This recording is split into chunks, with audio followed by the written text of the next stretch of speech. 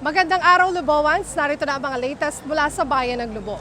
Ito po ang Lubo Tanglaw TV News Update.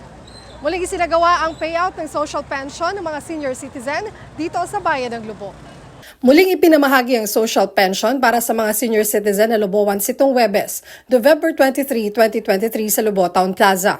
Pinangunahan ng Office of the Senior Citizen Affairs, Municipal Treasurer's Office at Municipal Social Welfare and Development Office ang distribusyon sa 3,426 na senior citizen. Tumanggap sila ng kabuang 3,000 pesos o 500 piso kada buwan. Isinasagawa ang payout kada 6 na buwan. Isinagawa naman ang presentasyon at review ng Municipal Interagency Committee o MIAC para sa Phase 2 ng Kalahi Seeds Project sa mga barangay noong Miyerkules, November 22 sa Lubo Central School.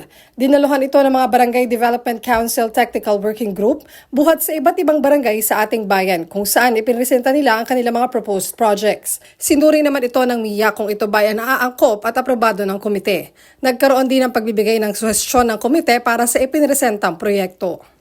Nagsagawa ng Gender Sensitivity Training ang Municipal Social Welfare and Development Office nito ring Miyerkules, November 22 sa Sangguniang Bayan Session Hall. Ang Gender Sensitivity Training for Male Spouses ay nilahukan ng mga miyembro ng 4Ps sa Bayan ng Lubo. Layo ng nasabing aktibidad na maipromote ang gender equality at mabigyan ng sapat na kapasidad ng mga kalalakihan pagdating sa pagtatrabaho at sa komunidad. 27 kalalakihan mula sa iba't ibang barangay ang nabigyan ng pagkakataon na sumailalim sa pagsasanay. At yan po ang mga pinakabagong balita mula sa Bayan ng Lubo. Ako po si Angelica Tienza Romero. Muli, ito ang Lubo Tanglaw TV News Update.